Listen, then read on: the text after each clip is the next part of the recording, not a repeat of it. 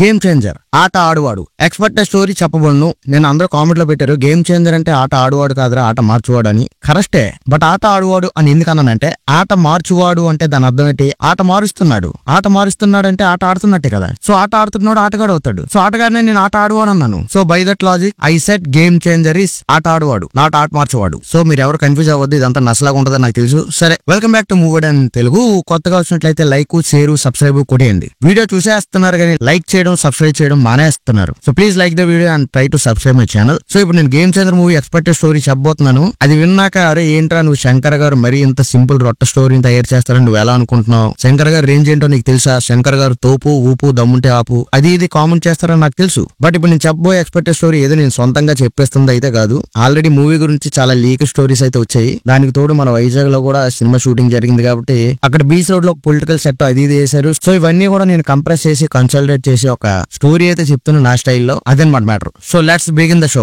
Actually game changer it's high octane political drama. Charan ఇందులో dual role, ఒక character Appanna, ఇంకో character రామనందన్. Appanna ఏమో పొలిటికల్ పర్సన్, రామనందన్ వచ్చి ఒక ఐఏఎస్ ఆఫీసర్ అండ్ ఒక ఎలక్షన్ ఆఫీసర్ గా రోల్ అయితే ప్లే చేయబోతున్నాడు. ఇప్పుడు గేమ్ చేంజర్ మూవీ ఓపెన్ చేస్తే ఫ్లాష్ బ్యాక్ స్టోరీతో స్టార్ట్ అవుతుంది. అంటే అప్పన్న స్టోరీ, మన పెద్ద రామ్ చరణ్. సో యాక్చువల్ అప్పన్న అయితే ఒక ఉద్యమ పార్టీని రన్ చేస్తుంటాడు. ఉద్యమ పార్టీ అంటే మీకు తెలుసు కదా, అక్కడ ఉన్న ప్రజల యొక్క సమస్యలు, వాళ్ళ బాగోగులు ఇవన్నీ చూసుకోవడానికి ఒక లీడర్ ఉంటాడు అనమాట. సో ఆ లీడర్ గవర్నమెంట్ కి వ్యతిరేకంగా వాళ్ళ సమస్యల కోసం పోరాడుతుంటాడు. సో ఆ ఉద్యమానికి అప్పన్న లీడర్ గా ఉంటాడు కాబట్టి దాన్నే మనం ఉద్యమ పార్టీ అని అనుకోవచ్చు. ఇదిదా ఉద్యమ పార్టీ. ఇప్పుడు అసలు స్టోరీ, ఈ అప్పన్న పెట్టిన ఉద్యమ పార్టీ రాజకీయ పార్టీగా ఎలా మారింది అనేది ఒక పాయింట్. సో ఒక టైంలో అప్పన్న ఏం చేస్తాడంటే ప్రభుత్వానికి వ్యతిరేకంగా ఉద్యమం చేస్తుంటాడు. కాకపోతే అప్పన్న ఒక విషయం తెలుసుకుంటాడు, మనం ఏదైనా జనాలకి చేయాలంటే మన చేతిలో పవర్ ఉండాలి. కేవలం ఈ ఉద్యమ పార్టీ మీద బేస్ అయితే సరిపోదు. ఈ ఉద్యమ పార్టీని మనం రాజకీయ పార్టీగా మార్చాలి. సో మనం ఈ రాజకీయ పార్టీ పెట్టి ఎలక్షన్ లో పోటీ చేసి పవర్ లోకి వస్తే మనం ప్రజలకు ఎక్కువ సేవ చేయొచ్చు. ఇలా అనుకుని అప్పన్న ఉద్యమ పార్టీని రాజకీయ పార్టీగా మారుస్తాడు. సో రాజకీయ పార్టీగా మారిస్తే మీకు తెలిసి ఏమేమి జరుగుతాయో, బహిరంగ సభలు ఉంటాయి,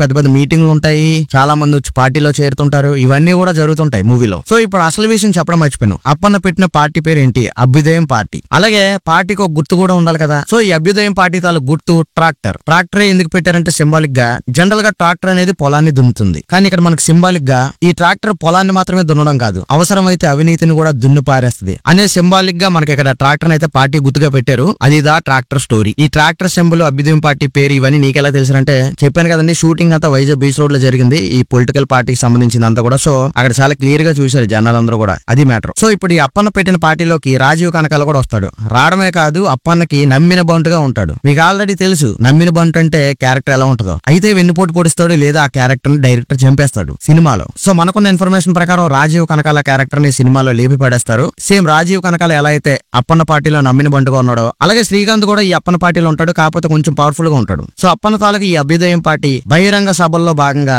అక్కడ హైదరాబాద్ లో చార్మినార్ దగ్గర, వైజాగ్ లో బీచ్ దగ్గర ఇలా మీటింగ్లు పెడుతుంటారు అనమాట. సో ఈ స్టోరీ అంతా కూడా 1970s అండ్ 80s టైంలో జరుగుతుంది కాబట్టి ఏపీ తెలంగాణ అప్పుడు కలిసే ఉండేవి. సో ఈ స్టోరీ అంతా కూడా ఉమ్మడి ఆంధ్రప్రదేశ్ రాష్ట్రంలో జరుగుతూ ఉంటుంది. సో ఇలా రాష్ట్రం అంతటా కూడా ఈ అప్పన్న పార్టీ ఎక్కడ పడితే అక్కడ బహిరంగ సభలు అవి ఇవి పెట్టి పార్టీని గ్రౌండ్ లెవెల్లో బలోపేతం చేసుకుంటారు. అంతే కదా, ఆ సంవత్సరం జరిగే ఎన్నికల్లో అప్పన్న పార్టీ భారీ విజయం సాధిస్తుంది. సో ఇప్పుడు అభ్యుదయం పార్టీ తాలూకు నాయకుడు ఎవరు? Appanna. So by logic CM ఎవరు అవ్వాలి? అప్పన్న అవ్వాలి. కానీ అక్కడే సినిమాలో ట్విస్ట్ ఉంటది. అలా ఈజీగా అప్పన్న సీఎం అయిపోతే శ్రీకాంత్ దేవుని ఎరిపప్ప చూస్తూ ఊరుకోడు కదా. కుట్రలు కుతంత్రాలు చేసి మోసం చేసి ఫైనల్ గా అప్పన్నని చంపేస్తారు. సో మనకి పెద్ద రామ్ చరణ్ అంటే అప్పన్న క్యారెక్టర్ ను కూడా సినిమాలో చంపేస్తారు. అది కూడా బాహుబలి రేంజ్ లో అప్పన్నకి శ్రీకాంత్ వెన్నుపోటు పొడిచి మరీ చంపేస్తాడు. అదిదా సినిమాలో వెన్నుపోటు పాయింట్. సో ఈ విధంగా శ్రీకాంత్ మోసం చేస్తాడు, వెన్నుపోటు పొడి చేస్తాడు, అప్పన్నని చంపేస్తాడు, ఫైనల్ గా సీఎం కూడా అయిపోతాడు. అలా శ్రీకాంత్ పార్టీలో 10-15 సంవత్సరాలు సీఎం గా ఉంటాడు. అన్ని సంవత్సరాలు సీఎం గా ఉంటే జనరల్ గా ఏ మనిషి అయినా ఓల్డ్ అయిపోతాడు. సో ఇక్కడ శ్రీకాంత్ కూడా ఓల్డ్ అయిపోతాడు. ఓల్డ్ అయిపోయిన శ్రీకాంత్ ఏం ప్లాన్ చేస్తాడు? తన కొడుకు ఎస్జే సూర్యని సీఎం సీట్ లో కూర్చోబెట్టి తను రిలాక్స్ అయిపోయి తన శాస జీవితాన్ని హ్యాపీగా గడిపేద్దాం అనుకుంటాడు. సో అనుకున్న ప్లాన్ ప్రకారమే ఇక్కడ ఎస్జే సూర్యని సీఎం కూడా చేసేస్తాడు. మనకి ఎస్జే సూర్య క్యారెక్టర్ కూడా ఇక్కడ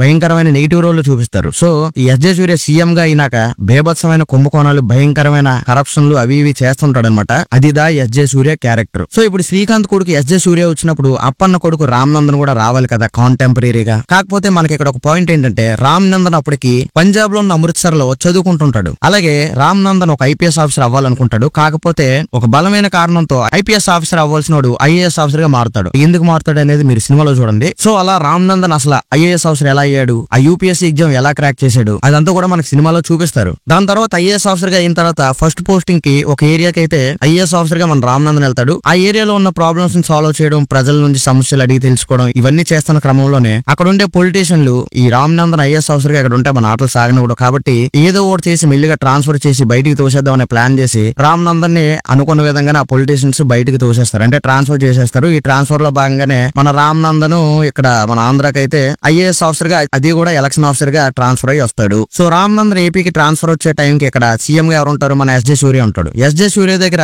చాలా మంది ఐఏఎస్ ఆఫీసర్లు ఉంటారు. సో ఇప్పుడు కొత్తగా ఈ రామ్ నందన్ కూడా యాడ్ అయ్యాడు ఒక ఐఏఎస్ ఆఫీసర్ గా. అదే టైంలో మన రామ్ నందన్ కి అసలు ఈ శ్రీకాంత్, రామ్ నందన్ ఫాదర్ అప్పన్నని ఎలా మోసం చేసి చంపేసి ఆ పార్టీ పగ్గాలు తీసుకుని సీఎం అయ్యాడు, ఈ స్టోరీ అంతా కూడా తెలిసిపోద్ది. సో మన రామ్ నందన్ ఇంకేముంటది, రివెంజ్ ప్లాన్ చేస్తాడు. రివెంజ్ అంటే తొడల కొట్టగానే ఉరుములు మెరుపులు పడిపోయి కత్తులతో నరికేసి ఈ టైప్ రివెంజ్ కాదు, ఒక మైండ్ గేమ్ తో రివెంజ్ తీసుకుని వాళ్ళని పనిష్ చేద్దాం అనుకుంటాడు. అది దా రివెంజ్ స్టోరీ. సో ఆ రివెంజ్ ప్లాన్ లోనే భాగంగా మన రామ్ నందన్ ఏం చేస్తాడు, అక్కడ ఉన్న ప్రజల్లో చైతన్యం తీసుకొస్తాడు. ఏ విధంగా, రామ్ నందన్ ఒక ఎలక్షన్ ఆఫీసర్. సో రాబోయే ఎన్నికల్లో ఈ దుర్మార్గులైన శ్రీకాంత్ మరియు ఎస్జే సూర్య పార్టీని ఓడించి పార్టీని గద్దె దింపేసే ఒక ప్లాన్ అయితే చేస్తాడు. అందులోని భాగంగా రామ్ నందన్ ఏం చేస్తాడంటే ఒక ఎలక్షన్ ఆఫీసర్ గా ప్రజల్లో చైతన్యం తీసుకొచ్చి ఓటు హక్కు తాలూకు ఇంపార్టెన్స్ ని ప్రజలకు తెలియపరిచే విధంగా అవేర్నెస్ తీసుకొస్తాడు. అండ్ ఇంకో విషయం ఏంటంటే గేమ్ చేంజర్ మూవీలో సునీల్ గారు కూడా ఒక ఇంపార్టెంట్ రోల్ ప్లే చేశారు. అది కూడా సునీల్ శ్రీకాంత్ లాగే నెగిటివ్ రోల్ లో కనిపించబోతున్నాడని మనకు చెప్తున్నారు. కాకపోతే ఇక్కడ ఒక చిన్న కన్ఫ్యూజన్ ఏంటంటే మనకి ఇప్పుడు గేమ్ చేంజర్ మూవీ ట్రైలర్ ఏదైతే చూపించారో అందులో సునీల్ క్రాస్ గా నడుస్తున్నట్టు చూపిస్తున్నారు. మీరు అబ్జర్వ్ చేశారో లేదో. సో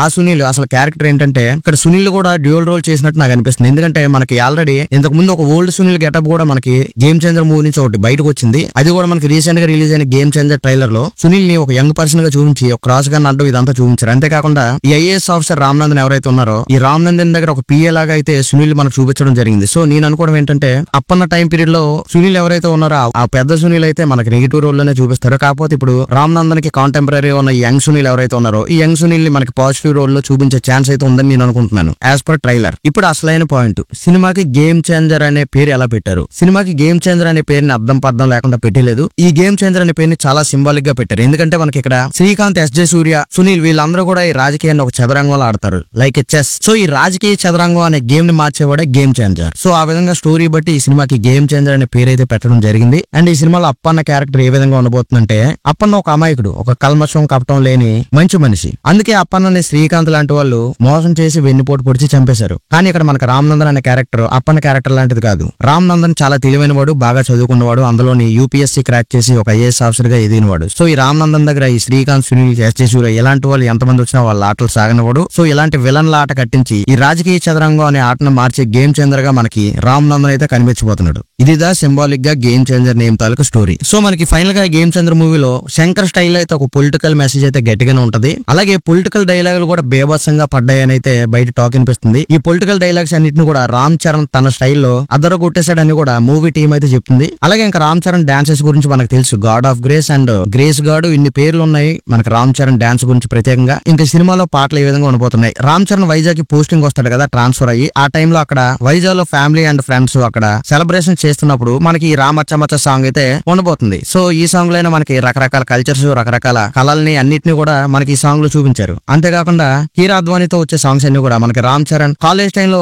అమృత్సర్ లో రామ్ చరణ్ చదువుతున్నప్పుడు కీరా అద్వానీ కూడా అక్కడ చదువుతూ ఉంటుంది. సో అక్కడ వాళ్ళిద్దరికి మధ్య జరిగే లవ్ స్టోరీలో ఇంకొన్ని సాంగ్స్ అయితే రాబోతున్నాయి. ఫ్లాష్ బ్యాక్ లో అప్పన్న మరియు అంజలి గారికి కూడా ఒక సాంగ్ అయితే ఉంది, అది చాలా బాగా వచ్చిందని చెప్తున్నారు. దాంతో పాటు మనకి జరగండి జరగండి సాంగ్ వచ్చి మనకి సినిమా ప్రీ క్లైమాక్స్ లో రావచ్చు. సో ఇదండి గేమ్ చేంజర్ ఎక్స్పెక్టెడ్ స్టోరీ. మీ విలువైన కామెంట్స్ ని మీకు తిట్టాలనిపించినా కూడా కామెంట్ లో తిట్టండి, పోడాలన్నా కూడా కామెంట్ లో పోడండి. ఫైనల్ గా వీడియోని అయితే లైక్ చేయండి, నా ఛానల్ సబ్స్క్రైబ్ చేయండి. Thank you.